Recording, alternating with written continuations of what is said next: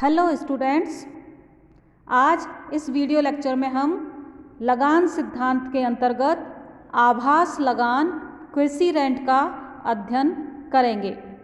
विद्यार्थियों, अर्थशास्त्र में आभास लगान की धारणा का प्रतिपादन सबसे पहले प्रोफेसर मार्शल के द्वारा किया गया था। विद्यार्थियों, हमने रिकार्डो के लगान सिद्धांत का अध्ययन किया था, तो हमने देखा था रिकार्डो के अनुसार लगान भूमि की स्थिर पूर्ति के कारण उत्पन्न होता है।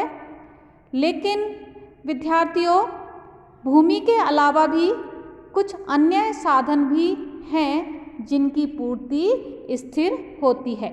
लेकिन अंतर केवल विद्यार्थियों इतना है कि भूमि की पूर्ति स्थायी आधार पर स्थिर होती है, जबकि अन्य साधनों की पूर्ति अल्पकाल में ही स्थिर होती है। यानी भूमि की पूर्ति अल्पकाल में और दीर्घकाल में स्थिर होती है, जबकि अन्य साधनों की पूर्ति अल्पकाल में ही स्थिर होती है। तो प्रोफेसर मार्शल ने आभास लगान शब्द का प्रयोग विशेषकर उस आय के लिए किया था जो अल्पकाल में मशीनों एवं अन्य मानव निर्मित यंत्रों से प्राप्त होती है। विद्यार्थियों, ये जो साधन हैं अल्पकाल में इनकी पूर्ति बेलोच होती है, यानी अल्पकाल में इनकी मांग बढ़ने पर भी पूर्ति नहीं बढ़ाई जा सकती, जबकि दीर्घकाल में इनको बढ़ाया जा सकता है। इसलिए इन साधनों की पूर्ति और भूमि की पूर्ति में ये समानता होती है कि दोनों अल्पकाल में स्थिर होते हैं। इसलिए अल्पकाल में इन मनुष्यकृत साधनों के द्वारा कमाई गई अतिरिक्त आय लगान से मिलती जुलती होती है। इसलिए मार्शल ने इसको आभास लगान या अर्ध लगान की संज्ञा इसको दी है और इन साधनों की पूर्ति दीर्घकाल में लोचदार होती है, दीर्घकाल में बढ़ाई या घटाई जा सकती है। इसलिए विद्यार्थियों, आभास लगान अल्पकाल में प्राप्त होता है और हम आभास लगान के बारे में विद्यार्थियों हमें ये भी ध्यान में रखना होगा कि आभास लगान केवल पूंजीगत वस्तुओं और मनुष्यकृत यंत्रों को ही प्राप्त नहीं होता, बल्कि अल्पकाल में यह श्रम और साहस को भी उपलब्ध हो सकता है। जैसे कि किसी विशेष प्रकार के प्रशिक्षित श्रम की पूर्ति अल्पकाल में उसको बढ़ाया नहीं जा सकता, तो अल्पकाल में उस श्रम को या साहस को आभास लगान प्राप्त हो सकती है, यानी उसको उसकी साधारण आय से अतिरिक्त आय भी प्राप्त हो सकती है। विद्यार्थियों, आभास लगान की अवधारणा को हम द्वितीय विश्व युद्ध में जहाज निर्माण उद्योग के उदाहरण से बहुत अच्छी तरह से स्पष्ट कर सकते हैं कि उस समय द्वितीय विश्व युद्ध में समुद्री जहाज़ों की मांग में अकस्मात वृद्धि हो गई थी। लेकिन हम जानते हैं जहाज़ों की पूर्ति को अल्पकाल में बढ़ाना संभव नहीं था, क्योंकि नए जहाज़ बनाने में काफ़ी समय लग जाता है। तो इसलिए विश्व युद्ध के समय प्रारंभिक वर्षों में जहाज़ों की बड़ी कमी हो गई थी और उनके भाड़े भी, किराए भी बढ़ गए थे और उनसे जो आय है, जो जहाज़ थे उनकी आय भी बढ़ गई थी। तो इस प्रकार समुद्री जहाज़ों को अपनी सामान्य आय के ऊपर अतिरिक्त आय प्राप्त होने लग गई थी। तो इस आधिक्य को, इस अतिरिक्त आय को ही आभास लगान कहते हैं, क्योंकि ये अतिरिक्त आय इसलिए प्राप्त हुई थी कि इनकी पूर्ति भूमि की भांति स्थिर थी।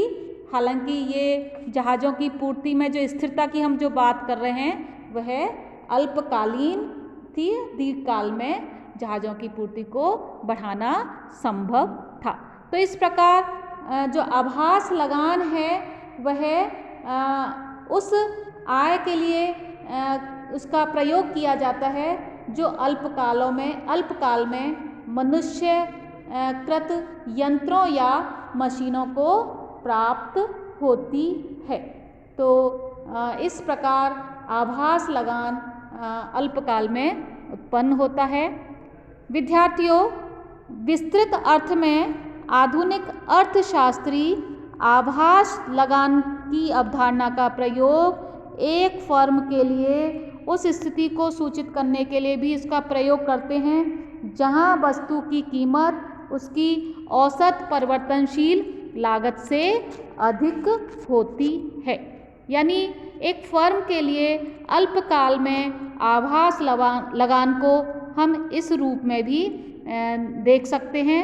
यानी आभास लगान बराबर है कीमत माइनस औसत परिवर्तनशील लागत। विद्यार्थियों, फर्म अल्पकाल में जब उत्पादन करती है तो वह उत्पादन को तब तक चालू रखती है जब तक उसे औसत परिवर्तनशील लागत प्राप्त हो रही है।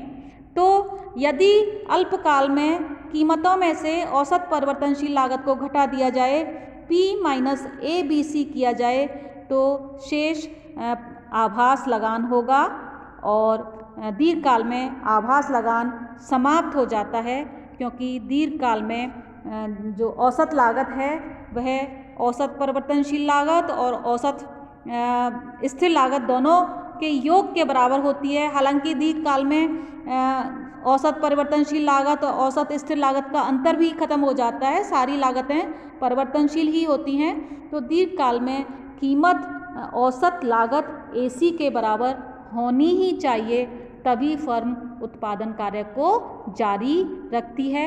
ये बात हम वस्तु कीमत निर्धारण के अंतर्गत अच्छी तरह से देख चुके हैं। तो जब यहाँ हम आभास लगान की अवधारणा का प्रयोग कर रहे हैं तो वहाँ पर आभास लगान अल्पकाल में P माइनस ABC के बराबर होगा।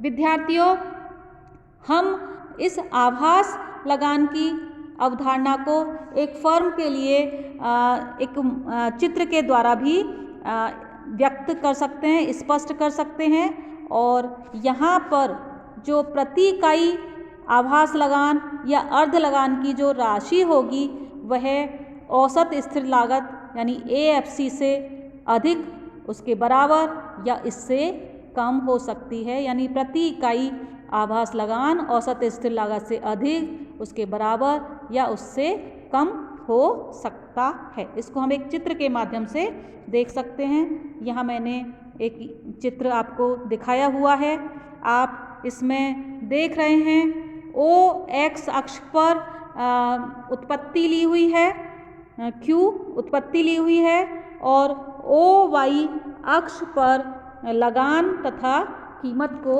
दर्शाया हुआ है।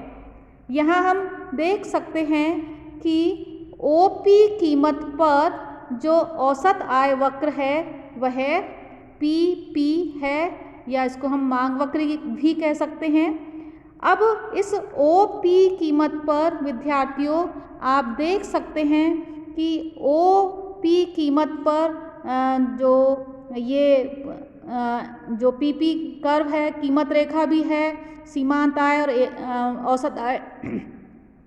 औसत आय रेखा भी है। इसको जो MC वक्र है वह नीचे से R बिंदु पर काट रहा है और इस स्थिति में यहाँ संतुलन में OQ1 उत्पत्ति मात्रा है और इस OQ1 उत्पत्ति मात्रा पर जो आभास लगान है वह R, S, N और P इस आयत के बराबर है, जो कि स्थिर जो लागत है उससे अधिक है। यानी कहने का मतलब ये है कि स्थिर लागत इसमें AC और ABC का अंतर के बराबर होती है स्थिर लागत, तो हम देख सकते हैं कि जो स्थिर लागत है वह TSM और D के बराबर है। जो स्थिर लागत है वह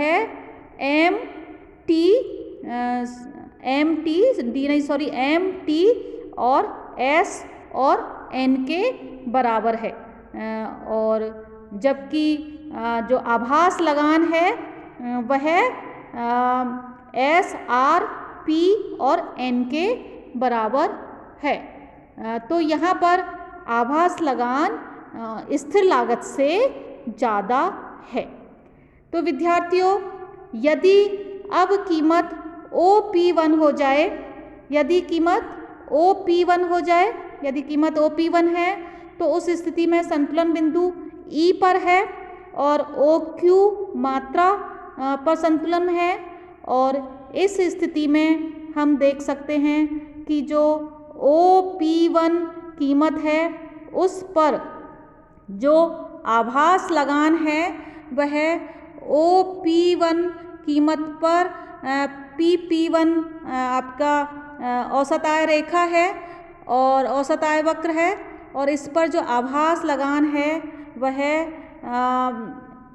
E और B, A और P1 के बराबर है। यानी आभास लगान E, B, A और P1 के बराबर है। यहाँ पर ये आप देख सकते हैं, मैं P1 और ये A इसके बराबर है।